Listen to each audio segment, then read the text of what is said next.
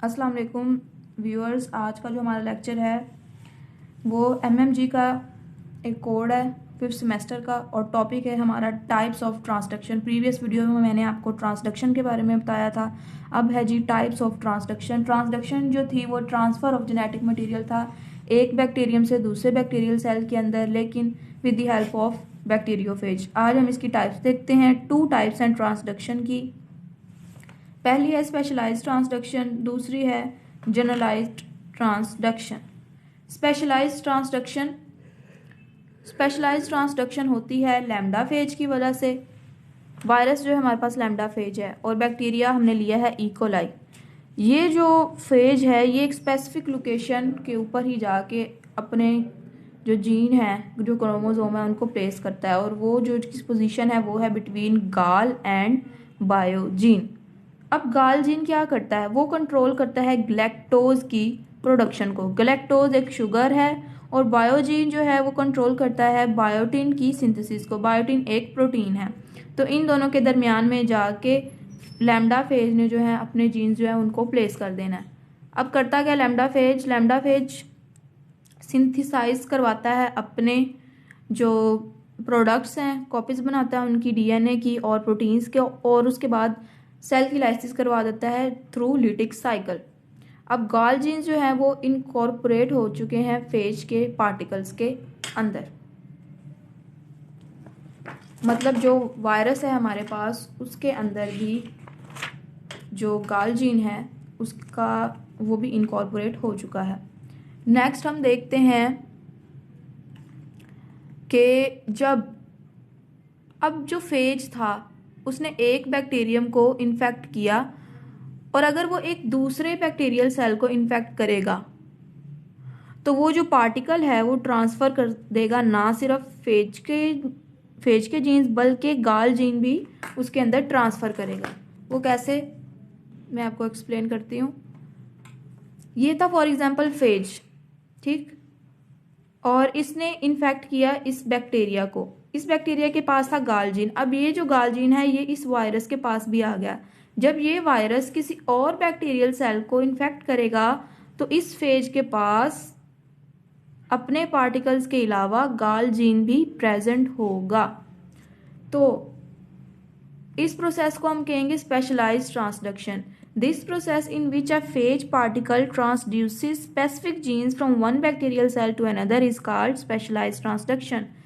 वो वाला प्रोसेस जिसके अंदर फेज पार्टिकल ट्रांसफ़र कर रहा है स्पेसिफिक जीन एक बैक्टीरियल सेल से दूसरे बैक्टीरियल सेल में, और वो स्पेसिफिक जीन कौन सी जीन है? गाल जीन। उसको हम कह रहे हैं स्पेशलाइज्ड ट्रांसडक्शन। नेक्स्ट इसकी डायग्राम देखते हैं। ये बैक्टीरियल क्रोमोसोम था, इसके अंदर इंडक्शन हुई लिटिक साइकिल की, और ये है जी प्रोफेज, और ये इसके पास गालजीन प्रेजेंट था बैक्टीरियल क्रोमोसोम के पास। एक्सीजन करवाई, निकाला गया उस गालजीन को, उसे सेपरेट किया गया क्रोमोसोम से।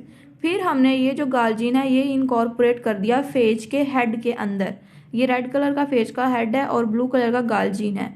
फिर इस तरह की कॉपीज बनाई उस फेज ने, ठीक है, बैक्टीरियल सेल में, और रेप्लिकेशन हुई, कॉपीज बना ली।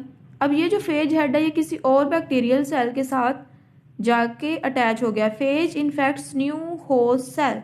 फिर उसके बाद जब इसने इसको इन्फेक्ट कर दिया तो अब जो गाल जीन है वो इनकॉर्पोरेट हो जाएगा क्रोमोसोम के अंदर। फेज इनकॉर्पोरेटेड इनटू क्रोमोसोम,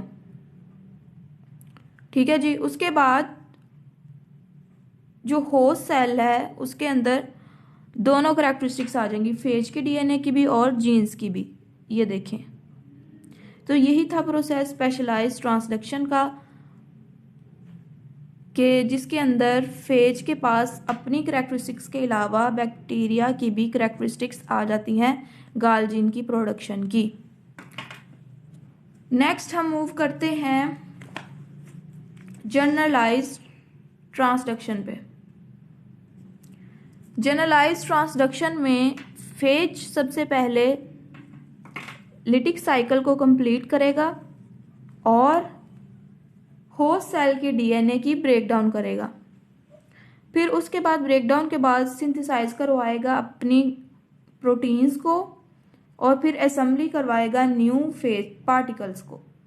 फिर उसके बाद पैकेजिंग का प्रोसेस होगा। पैकेजिंग यहाँ पे हेडफुल होगी, मतलब इतना डीएनए फिल करेगा फेज के हेड के अंदर कि वो इनफ मटेरियल हो। फॉर एग्जांपल ये फेज का हेड है, इसके अंदर जो जेनेटिक मटेरियल डीएनए भरना है, जो फिल करना है, वो इनफ हो, काफ़ी हो। ये नहीं है कि अगर फेज का हेड बहुत बड़ा है,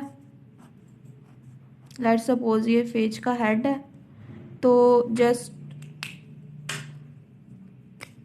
इतना सा जेनेटिक मटेरियल उसके लिए काफ़ी होगा। ये काफ़ी नहीं होगा, हेड फुल होना चाहिए, इनफ डीएनए होना चाहिए। उसके बाद इनकॉर्पोरेशन हो जाएगी एक नए बैक्टीरियल सेल के अंदर। ठीक है जी। अब हम इसको डायग्रामेटिकली देख लेते हैं कि डायग्रामेटिकली इसका क्या प्रोसेस है जनरलाइज्ड ट्रांसडक्शन का।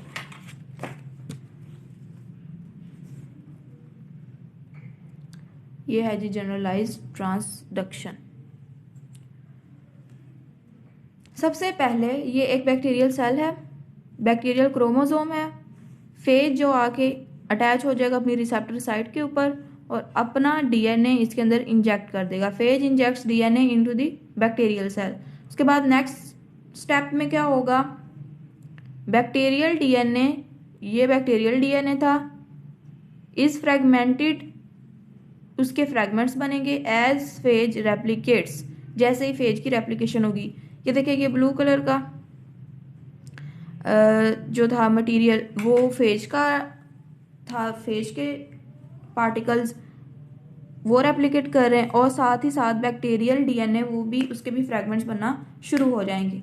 नेक्स्ट स्टेप के अंदर जो फ्रेगमेंट होंगे बैक्टीरियल डीएनए के वो इनकॉर्पोरेट हो जाएंगे फेज के हेड के अंदर। ये बैक्टीरियल डीएनए और ये फेज का हेड इसके अंदर इनकॉर्पोरेशन करवा दी। फिर उसके बाद सेल की लाइसिस होगी, सेल बस्ट कर गया, ये जो फेज है वो सेल से बाहर निकल आया और ये फेज इन्फेक्ट करेगा न्यू सेल को। Phage containing bacterial DNA infects new cell. इस फेज के पास बैक्टीरियल डीएनए था और ये एक नए सेल को इन्फेक्ट करेगा। लास्ट में जीन्स जो पहले बैक्टीरियल होस्ट से आएंगी वो भी इनकॉर्पोरेट हो जाएंगी नए बैक्टीरियल सेल के अंदर। तो ये सारा प्रोसेस जनरलाइज्ड ट्रांसडक्शन का था। ये सारे स्टेप्स जो है जनरलाइज्ड ट्रांसडक्शन में इन्वॉल्व होते हैं। ठीक है जी। उसके बाद हम देखते हैं कि सिग्निफिकेंस क्या है ट्रांसडक्शन की। What is the significance of transduction. Significance की बात करें, अल्टरेशन ऑफ जेनेटिक करेक्टरिस्टिक्स के जेनेटिक करेक्टरिस्टिक्स चेंज हो जाती हैं।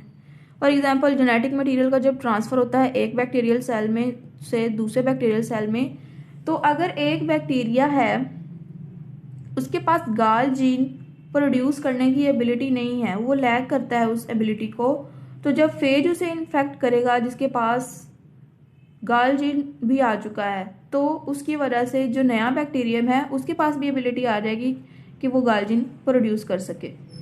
उसके बाद एवोल्यूशनरी रिलेशनशिप, ये एक एवोल्यूशनरी रिलेशनशिप को बताता है between prophage and host bacterial cell. कि there is an evolutionary relationship between the prophage and the host bacterial cell. Prophage आपको पता है जो डीएनए इनकॉर्पोरेट हो चुका होता है उसको हम होस्ट बैक्टीरियल, उसको हम प्रोफेज का नाम देते हैं। नेक्स्ट हम देखें थर्ड जो इसकी कैटेगरी आएगी, थर्ड जो इसकी सिग्निफिकेंस आएगी ट्रांसडक्शन की, कि वो क्या है।